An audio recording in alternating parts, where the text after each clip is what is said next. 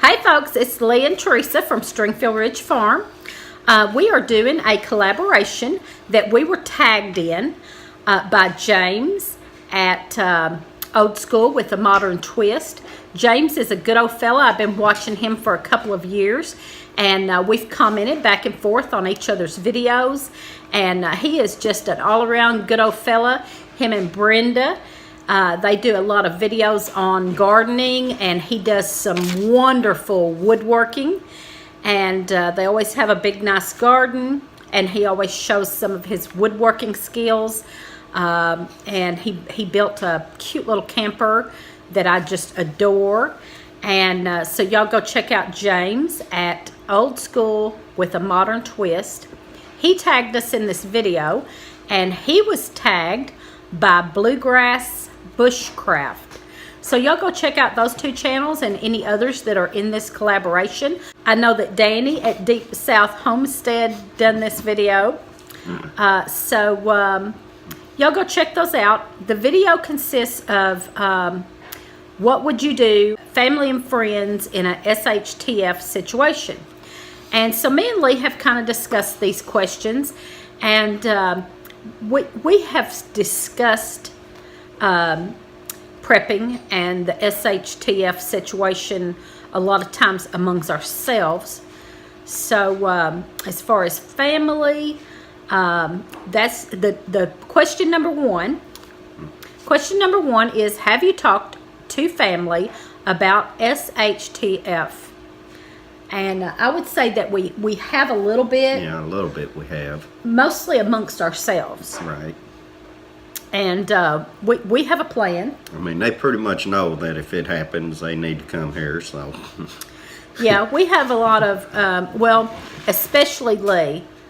They all would say, if anything happens, I want to be around Lee, because he is a survivor. He can survive in the wilderness for sure.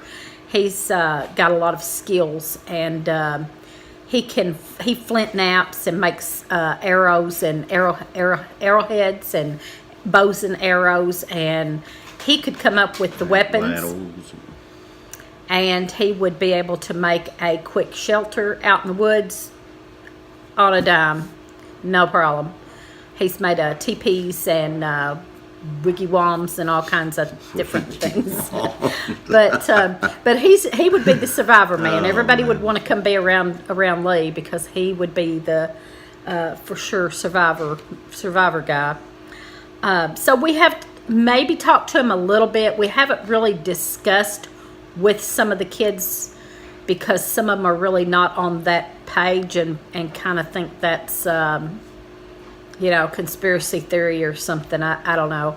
I think that some of them really don't want to hear that kind of crap, so they don't listen to us about that stuff really. But for sure, I believe that they would all know probably to try to get here and be around Lee for sure. Right. We have a plan. Even a kind of a bug out plan. If something happened here and we had to get out, we even have a bug out plan in place. So question number two, would you ask your family and friends to join you? I would say for sure our family. Yeah. But we have a big family. We have 5 daughters. We have 5 daughters and 11 grandchildren, and the daughters have significant others, spouses and significant others, and so there's a lot of us, a lot of immediate family, and then we have like parents and siblings. We definitely would ask any of those. As far as friends, we have such a big family, I'm not sure that we would invite a lot of friends. They'd have to be a really close friend, number one, and number two, they would have to bring a good... some kind of asset to the... skill sets and assets. Well, with our size, it would be a small community. So yeah, we would have we would have a small community of family mostly. Which around here, most of the people... And that would be... that gets us into the next question. What? Okay. Well, I was going to say, most of the people around here would pretty much pull together to try to help each other out anyway if Yeah. something like that Yeah. happened. Yeah, we're in a small rural area, and a lot of people, most, You pretty much know everybody around here, so. and most people know somewhat how Right. to take care of Yeah. themselves and survive. Yeah, they've grown up in Yeah, grown up that way Hunting around and- here. Yeah. gardening and things like that. Question number 3: if family or friends are not carrying their weight, what would you do? First off, with family, we would just demand that they carry their weight. There wouldn't be no Yeah. ifs, ands, or buts about it. It would be, you get up and do that over there. Yeah. With friends, it would kind of be, or maybe even family if they didn't go along and pull their weight. I think most of them would, but if they didn't, or if it was friends and they wouldn't pull their weight, they would have to go. Yeah. They'd have to not. They'd be on their own. We'd be Yeah, like, I well, mean, you go you off over couldn't- there and do your lazy. Yeah, you couldn't expect everybody else to be doing things and pulling their own weight and somebody else just sitting back and reaping the harvest off of it. That just wouldn't happen, and we would demand that they I mean, the elderly, do it. that's a different Oh, story. yeah. They've, Yeah. you know, like my mom and her mother, you know, they've already done their share of pulling their weight in their lifetime to raise us. So, True.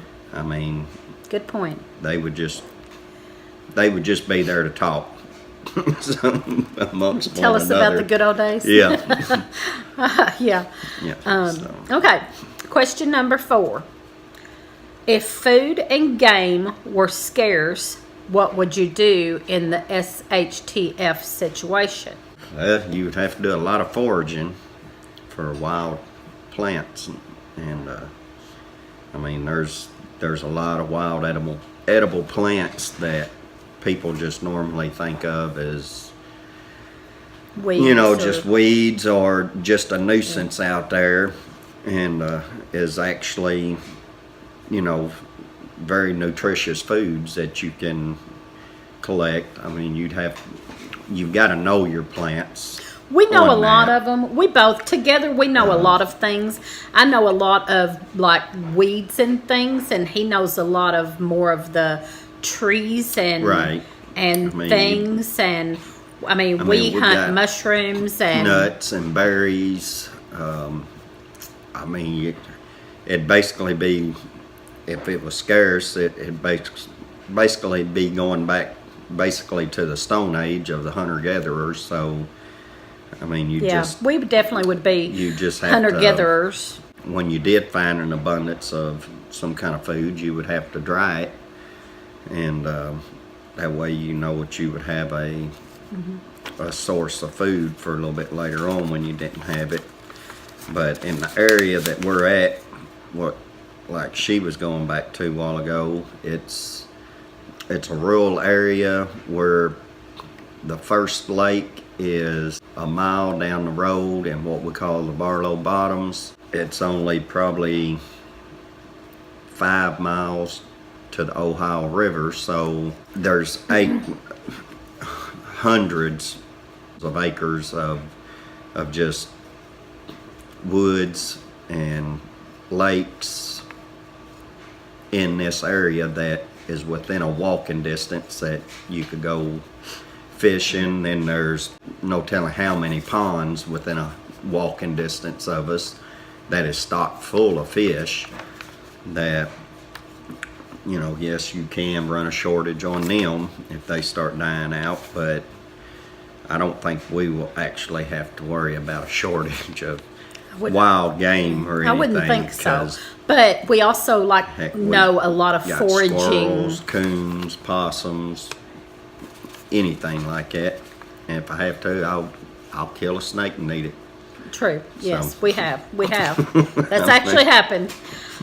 So we would come up with something. We can forage. We both know a lot of foraging things, wild edibles. What I don't know, he knows, and what he don't know, I know. We've really studied our foraging and wild edibles a lot. Question number 5. What is your biggest fear when the SHTF happens. And I wrote down my answer before I asked him. And then when we were discussing it and I asked him, we both basically said the same thing. Both of our biggest fear would be if we couldn't get our kids and grandkids here. If we couldn't get them here at all or in time before something terrible happened, we would want them all to come here. And if we couldn't get them here, even one of them, if even one of the kids or grandkids was left out and not here, that would be horrible. It would just be horrible. I would hate that. It would be devastating. So, number 6. This is the last question. Number 6. Would you join a gang or clan and rob and steal? And of course, we both said no, we would not. Our gang would be our family. And very few friends. That would be our clan. Our clan would be our family, and maybe a very few friends if they brought something to the table. That would be our clan, and we would be kind of a community. And but we would not steal or rob. We would, however, fight to keep what's ours. Yeah, sure. You've got to preserve what's yours. We would definitely fight to keep what's ours, tooth and nail, no problem. We'll fight in a heartbeat over what's ours, and to protect our kids and grandkids, we will fight. I'd be willing to help anybody that I could possibly help, but they wouldn't just take it. Yeah, they would not just take it. Also, so that was the 6 questions, and I appreciate James for tagging us in it. And so I guess we will tag another channel to do this collaboration. And I always, it seems like I always tag the same person, but he's real kind of special to us because he always watches our channel and comments, and came all the way from about a 2-hour drive that he drove to get here to visit. Bub? Yeah, probably close about to a 2-hour drive that he drove to come and see us when we done the archaeology day at Wycliffe Mounds, and that's Bub at getting started on homesteading. Got some quail for you too. Lee wants to give you some quail too. He's fed up. No, they're not bad. The quail are not bad to raise. They're just, we just haven't. We don't have enough cages. So Bub, you do this video, this collaboration, and you tag somebody else, and we'll keep it going. And thank y'all for watching. Give us a thumbs up, a comment, and subscribe. Peace out.